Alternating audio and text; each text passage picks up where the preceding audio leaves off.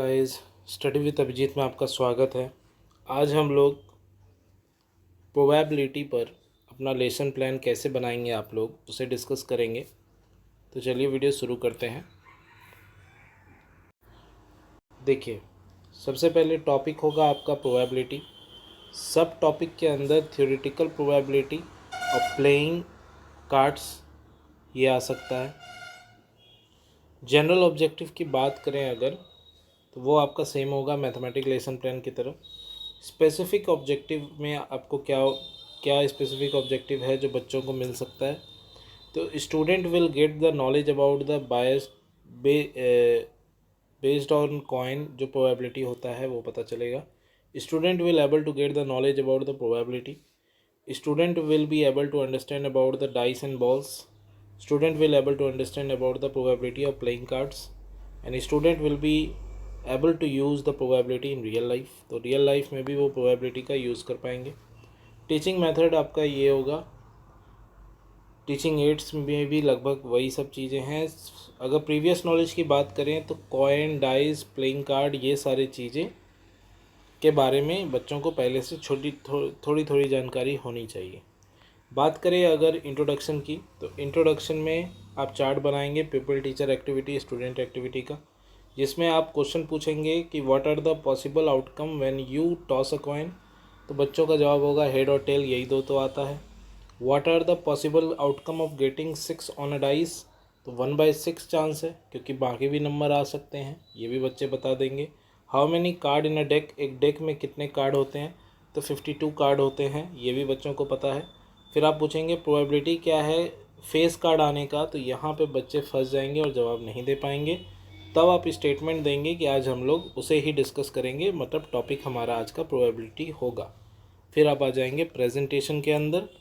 Presentation में सबसे पहला टॉपिक आएगा आपका इंट्रोडक्शन का। इंट्रोडक्शन स्टूडेंट क्या कर रहे हैं वो समझने की कोशिश कर रहे हैं जो आप समझा रहे हैं। आप एग्जाम्पल के तहत समझाएंगे। Suppose a coin is tossed at random, when we spare of a coin we assume that is to be fair, it is symmetrical, or so that there is no reason for it to come down more often on one side than the other. We call this property of the coin as being unbiased. By the phrase random toss, we mean that the coin is allowed to fall freely without any bias or interference. तो probability होता क्या है, जब आप number of trials in which event happen by total number of trials करते हैं, वही probability होता है। यानी कि मान लीजिए आपने कॉइन टॉस किया, तो उसमें टेल और हेड ये दोनों आ सकता है, लेकिन एक एक बार टॉस करने पर कोई एक ही आएगा, या तो टेल आएगा या तो हेड आएगा। तो नंबर ऑफ ट्रायल हो गया एक आपका। टोटल कितने आ सकते हैं, तो दो कंडीशन है, या तो टेल या तो हेड आ सकता है, तो टोटल आउटकम 2 है। तो यानी हाफ चांस है टेल आने का और हाफ चांस है हेड आने का। बात करें अगर सेकेंड टॉपिक की, वो है हमारा थ्योरेटिकल प्रोबेबिलिटी।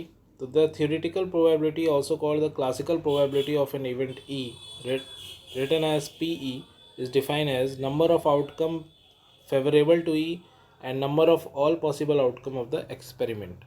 और ये बच्चे अपने नोटबुक में नोट डाउन करेंगे। फिर आते हैं इंपॉर्टेंट टर्म्स की ओर, जिसके अंदर in general there is true that for an event E PE is 1 minus PE dash is 1 minus PE। क्या है PE dash? The event E represent as not E is called the complement of the event E। We also says that E and E dash are the complementary event। यानी कि मान लीजिए tell आने की संभावना थे हाफ और total संभावनाएं हैं कि एक हो, तो हेड आने की क्या संभावना होंगी 1 माइनस हाफ। तो वही यहाँ फॉर्मूला टाइप बना दिया गया है कि अगर ये किसी एक चीज़ का चांसेस है तो दूसरा उसका ऑपोजिट चांस 1 माइनस उसको करने से आ जाता है। The probability of an event which is impossible to occur is zero, such an event is called as impossible event. जिसका भी प्रोबेबिलिटी ज़ीरो आ जाता है यानी वो चांस ही नहीं है आने का, इसका यही मतलब होता है। So the probability of an event which is sure और certain to occur is 1। Such an event is called the sure event और सर्टेन, और जिसका आंसर 1 आता है वो मतलब श्योर इवेंट बना जाता है, यानी ये पॉसिबल है। इसके बाद प्लेइंग कार्ड्स पे अगर आ जाए हम लोग, तो प्लेइंग कार्ड्स के अंदर आपको पहले तो पता होना चाहिए प्लेइंग कार्ड 4 प्रकार के होते हैं। इसे स्पेड कहा जाता है, क्लब्स कुछ ऐसा दिखता है, डायमंड आप जानते हैं कैसा दिखेगा, हर्ट भी आप जानते हैं ऐसा ही दिखता है। ये 4 प्रकार के कार्ड होते हैं और सब मिला के 52 कार्ड्स होते हैं। तो प्लेइंग कार्ड्स के अंदर आपको क्या ध्यान रखना है। Now let us take an example related to playing card. Deck consist of 52 card which is divided into 4 suit of 13 card each, spade, heart, diamond and club. Club and spades are of black colour while heart and diamond are of red colour. ये भी आपको पता होना चाहिए कि club और spades जो होते हैं, यानी ये क्लब और स्पेड ये ब्लैक कलर के होते हैं, और डायमंड और हर्ट जो होते हैं ये आपके रेड कलर के होते हैं।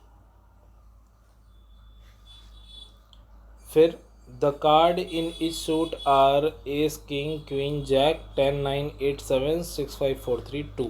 तो ये भी आपको पता होना चाहिए कि हर एक में 13 कार्ड जो हैं वो क्या क्या हैं। तो एस होता है, किंग होता है, क्वीन होता है, फिर जैक होता है, और उसके बाद आपका 10, 9 से लेकर ये कंटिन्यू चलता है 2 तक। ये टोटल 13 कार्ड होते हैं। इसके ये बच्चे क्या करना है, try to understand the topic.